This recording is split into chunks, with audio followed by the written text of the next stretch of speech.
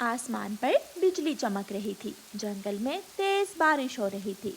अपने घर में घोंसले में बैठा जग्गू कौवा बहुत डर रहा था। मम्मा मम्मा, मुझे बहुत डर लग रहा है। कालू, घर की सारी छत टूटी हुई है। मेरा बेटा डर रहा है, मैं भी डर रही हूँ। ऐसा लग रहा है कि अभी घर की छत हमारे ऊपर गिर जाएगी। तो मैं कहाँ से घर की छत नहीं ला दूं तुम्हें? तुम आलसी हो, एक नंबर के आलसी। चिड़िया ने अपने घर की छत ठीक कर ली। कबूतर ने नया घर बना लिया। तोता, जिसे तुम बड़ी चोंच वाला कहते हो, उसने भी अपना घर नया बना लिया। पूरे जंगल में एक हमारा ही घर ऐसा है जो ऐसी बारिश में टूटा हुआ है। अब ज्यादा काय काय ना करो, मुझे सोने दो, मुझे नींद आ रही है। मैं जा रही हूँ, मैं अपने बेटे को लेकर रानो चिड़िया के घर जा रही हूँ। अब मुझे नहीं रहना तुम्हारे इस टूटे फूटे घर में। जाओ जाओ, मेरी जान छोड़ो, ना तुम होगी और ना मुझे ये काय काय सुनने को मिलेगी। गौरी कवि तेज बारिश में अपने बेटे जग्गू को साथ लेकर अपनी पड़ोसन रानो चिड़िया के दरवाजे पर जाती है और दस्तक देती है। गुड़िया बेटी, ऐसी तेज बारिश में कौन होगा? मम्मा, शायद कोई मुसाफिर होगा या कोई गरीब पक्षी। मम्मा चिड़िया दरवाजा खोलती है तो बाहर गौरी कवि खड़ी थी। चिड़िया, मुझे बचा लो, मेरे बेटे को बचा लो। घर की सारी छत टूट चुकी है। जगह जगह से बारिश का पानी घर के अंदर आ रहा है। अब मैं और उस घर में नहीं रुक सकती। गौरी बहन, आप अंदर आ जाएं। चिड़िया, एक तुम्हारा घर है, देखो छत कितनी मजबूत है। मुझे बताओ मैं क्या करूँ? अब आप सो जाओ, मैं आपको कल बताऊंगी कि आपको क्या करना है। फिर गौरी कवि अपने बेटे को साथ लिटाकर सो जाती है। सुबह हो जाती है और बारिश थम जाती है। गौरी बहन, आप अपने लिए अलग घर बनाएं, जिस घर में आप अपने बेटे के साथ सुरक्षित रह सके। रही बात कालू कौवे की, वो कभी नहीं सुधरेगा। वो हमेशा से आलसी है, वो आलसी ही रहेगा। लेकिन चिड़िया बहन, मैं घर कैसे बनाऊंगी? मुझे तो घर बनाना ही नहीं आता। मैं मदद करूंगी तुम्हारी, तुम मेरे साथ चलो। मम्मा, लकड़ियाँ काटने के लिए कुल्हाड़ी की जरूरत होगी। हाँ, लाओ गुड़िया बेटी, आप कुल्हाड़ा मुझे दे दो। फिर मम्मा चिड़िया कुल्हाड़ा लेती है और गौरी कवि को साथ लेकर जंगल चली जाती है। ये पेड़ सूखा हुआ है, हम इस पेड़ से लकड़ियाँ काटकर घर की छत के लिए ढांचा तैयार करेंगी। चिड़िया बहन, मैं आपका ये एहसान जिंदगी भर याद रखूंगी। फिर रानो चिड़िया लकड़ियाँ काटती है और घर की छत को मजबूत बनाने के लिए गौरी को साथ लेकर बांसों वाले जंगल में जाती है। वहाँ से रानो चिड़िया कुछ लंबे और कुछ छोटे बांस काटती है। गौरी बहन, आप ये बांस लेकर मेरे साथ वाले पेड़ पर जाओ, मैं सूखी घास लेकर आती हूँ। ऐसे रानो चिड़िया गौरी कवि की हर तरह से मदद करती है। 3 दिन की सख्त मेहनत के बाद रानो चिड़िया गौरी कवि के लिए नया घर बना लेती है। गौरी, ये घर अब तुम्हारा है, तुम इस घर में रह सकती हो। अब बारिश का कोई डर नहीं है। अपने नए घर को देखकर गौरी कवि बहुत खुश थी। गौरी कवि अपने बेटे को साथ लेकर अपने नए घर में रहने लगती है। लेकिन कालू कौवा, जो हमेशा वक्त जाया करता था, वो सारा सारा दिन अपने आवारा दोस्त बूरे कौवे के साथ रहता और कोई काम ना करता। और ना ही उसे चिंता थी कि अगर बारिश दोबारा शुरू हो गई तो वो क्या करेगा। दोस्त, सुना है तेरी पत्नी ने तुमसे अलग घर बना लिया है। मुझे क्या, मैं तो अपने टूटे फूटे घर में ही रात गुजार लेता हूँ। मैं उसी टूटे हुए घर में ही खुश हूँ। चलो आज झरने पर जाकर तितलियों को छेड़ते हैं।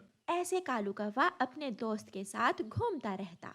10 दिन गुजर जाते हैं और फिर एक शाम बारिश फिर से शुरू हो जाती है। कालू कौवा घर में लेटा हुआ था कि उसके घर की छत टूट टूट कर गिरने लगती है। कौवा झट से घर से बाहर निकल जाता है। घर की छत तो सच में टूट गई, अब मैं क्या करूँ? हाँ, याद आया, अपने दोस्त बूरे के पास जाता हूँ। कालू कौवा अपने दोस्त बूरे कौवे के पास जाता है। ना कालू, मेरा घर तो पहले ही बहुत छोटा है।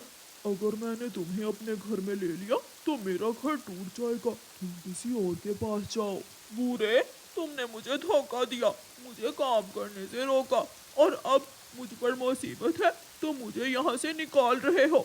जो किसी अपने के पास जा, ऐसे मौसम में कोई अपना ही तेरी बात पूछेगा। पूरा जोर से घर का दरवाजा बंद कर लेता है और कालू कौवा उड़ता हुआ रानो चिड़िया के पास जाता है। रानो चिड़िया, अब गौरी मुझे अपने नए घर में नहीं आने देगी। तुम गौरी से कहो मुझे अपने नए घर में आ लेने दे। मैं वादा करता हूँ, मैं आज के बाद मेहनत करूँगा और अपना आलसीपन छोड़ दूंगा। कौवे भैया, जो अपना काम समय पर नहीं करता वो मुश्किल में हमेशा तुम्हारी तरह ही रोता है। चले, मैं आपको गोरी के पास छोड़ आती हूँ। फिर रानो चिड़िया कालू कौवे को गोरी के घर में छोड़ आती है और कालू कौवा सुधर जाता है। भूखा कौवा इंसानों की बस्ती में एक पेड़ पर बैठा हुआ था। सामने इंसान अपनी दुकान पर गरम गरम समोसे बना रहा था। ये देखकर कालू कौवे के मुंह में पानी आ रहा था। इन गरम गरम समोसों की खुशबू मेरे मन में उतर रही है, मगर अफसोस मैं अकेला तो ये समोसे नहीं चुरा सकता।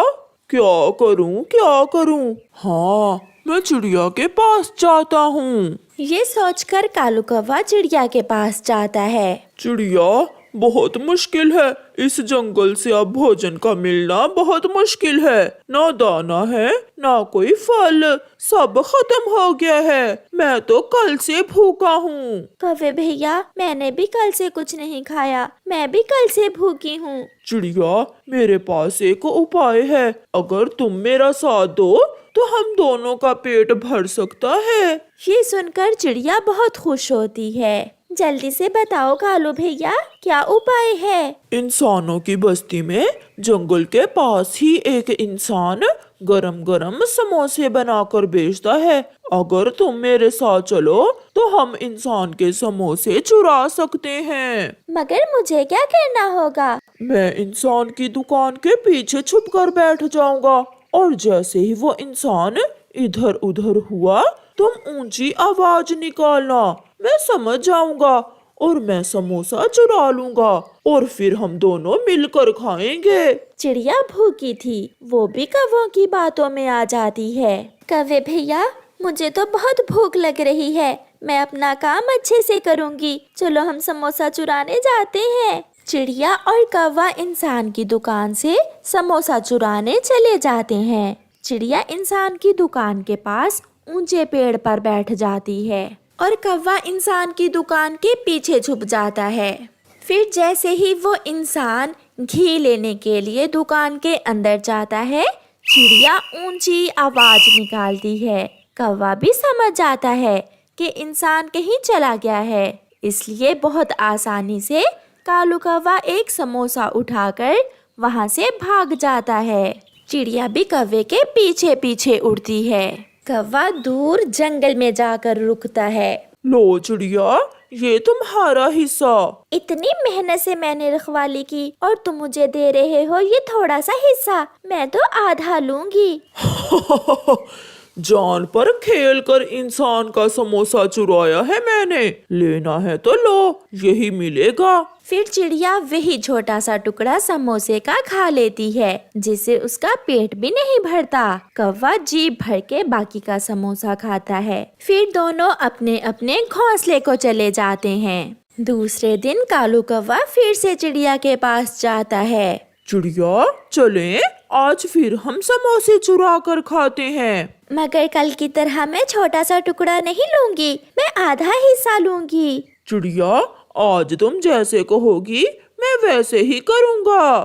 फिर चिड़िया मान जाती है और दोनों समोसा चुराने निकल जाते हैं। चिड़िया फिर से ऊंचे पेड़ पर बैठ जाती है और कालू कौवा दुकान के पीछे छुप जाता है। थोड़ी देर बाद जब इंसान नमक लेने के लिए दूसरी तरफ जाता है तो चिड़िया ऊंची आवाज से शोर मचाती है और कौवा बहुत आसानी से समोसा चुरा लेता है। वो दोनों फिर से कल वाली जगह पर पहुंच जाते हैं। चिड़िया, आज मैं बहुत भूखा हूँ, आज तो तुम्हें यही मिलेगा। तुमने वादा किया था कि तुम मुझे आधा समोसा दोगे। देखो तो मैं तुमसे कितना बड़ा हूँ, इसलिए मैं बड़ा हिस्सा लूंगा। तुम छोटी हो, छोटी सी चिड़िया, ये रहा तुम्हारा हिस्सा। आज फिर चिड़िया थोड़ा सा टुकड़ा समोसे का लेती है, मगर आज चिड़िया कौवे से नाराज होकर वहाँ से चली जाती है।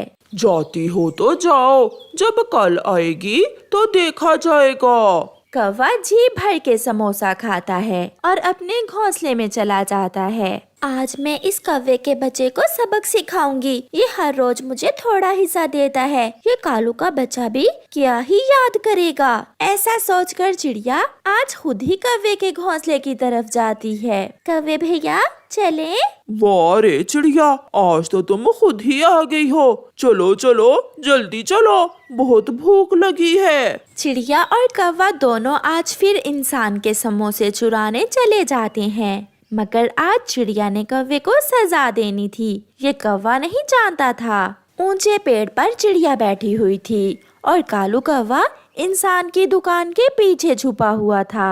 जब इंसान गरम गरम लोहे की सलाख अपने हाथ में पकड़ता है तो चिड़िया शोर मचाती है। कालू समझता है कि इंसान कहीं चला गया है। वो खुशी से निकलता है और जैसे ही समोसा उठाने के लिए आगे बढ़ता है, इंसान गरम गरम लोहे की सलाख कालू कौवे की पूंछ पर लगा देता है, जिससे कौवे की पूंछ में आग लग जाती है। बचाओ बचाओ, मुझे बचाओ, मेरी पूंछ से धुआं निकल रहा है। ऐसे शोर मचाता हुआ कौवा भागता है। चिड़िया भी हंसती हुई वहाँ से उड़ती है।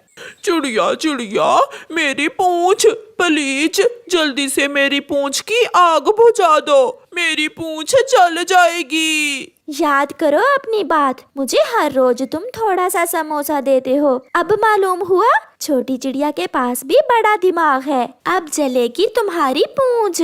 फिर कौवा वहाँ से भाग जाता है और बहुत मुश्किल से नदी में कूदकर अपनी पूंछ की आग बुझाता है।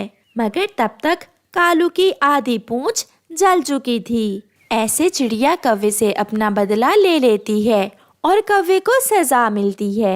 मैं अपने छोटे मिट्ठू के लिए मीठा अमरूद ले आया हूँ, अब घर चलें। मेरे लिए कुछ लाए नहीं हैं आप, और अपने बेटे की बहुत चिंता है।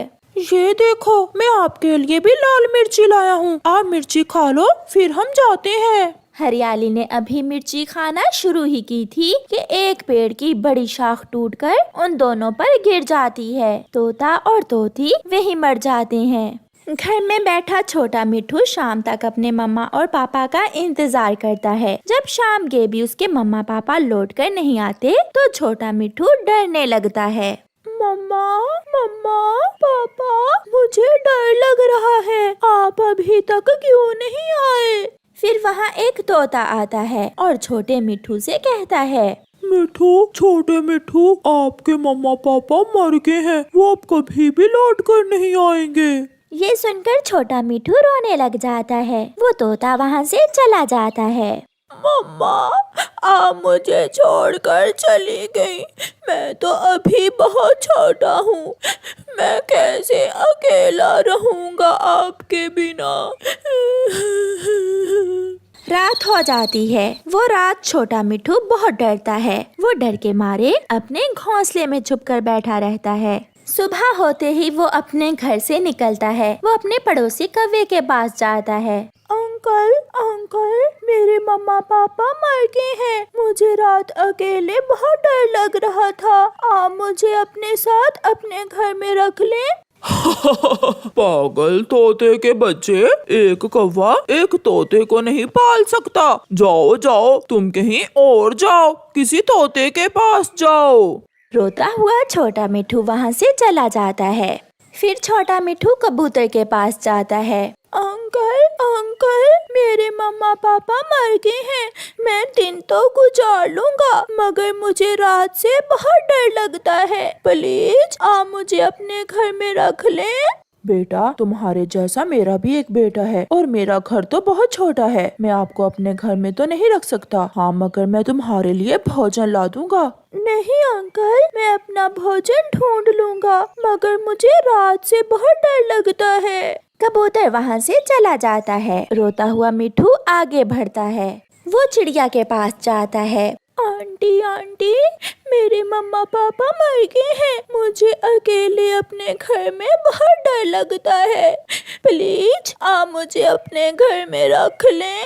ऐसे नहीं डरते बेटा, बहादुर बनते हैं। जिंदगी में दुख और सुख आते जाते रहते हैं। चलें, आप मेरे साथ मेरे घर चलें। मम्मा, ये कौन है? ये तो अभी बहुत छोटा है। कुकू बेटा, इसके मम्मा पापा मर गए हैं। ये अकेला डर रहा था और मैं इसे अपने साथ घर ले आई हूँ। दोस्त, बहुत बुरा हुआ। मैं आपको अपने साथ अपने घोंसले में सुला लूंगा। क्या आप मुझसे दोस्ती करोगे? सबने मुझे डांटा, मेरी किसी ने मदद नहीं की। आप बहुत अच्छे हैं। मिठू बेटा, इस जंगल में किसी के पास इतना समय नहीं कि दूसरों को दें, मगर आप चिंता न करें, मैं आपको अपने बेटे की तरह ही रखूंगी। फिर उस रात मिठू कुकू के साथ उसके घोंसले में सो जाता है। वो मीठी नींद सोता है क्योंकि आज उसे डर नहीं लग रहा था। दूसरे दिन मम्मा चिड़िया कुकू और मिठू को साथ लेकर भोजन लेने जाती है। मम्मा चिड़िया जंगल के बाहर एक मिर्ची के पौधे के पास जाती है।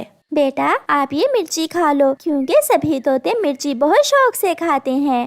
मेरे पापा भी ये मिर्ची मेरे लिए लाया करते थे। मुझे मिर्ची बहुत पसंद है। फिर छोटा मिठू जी भर के मिर्ची खा लेता है। आप दोनों यहाँ खेलो और मैं दाना ढूंढ कर ले आती हूँ। मम्मा, जल्दी आना। फिर मम्मा चिड़िया दाना लेने चली जाती है।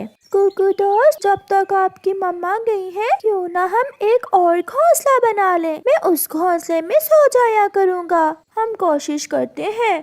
फिर दोनों छोटे पक्षी काम शुरू करते हैं। वो सूखे तिनके इकट्ठे करते हैं। सूखी घास और कुछ नरम नरम पत्तों से वो घोंसला बनाना शुरू करते हैं।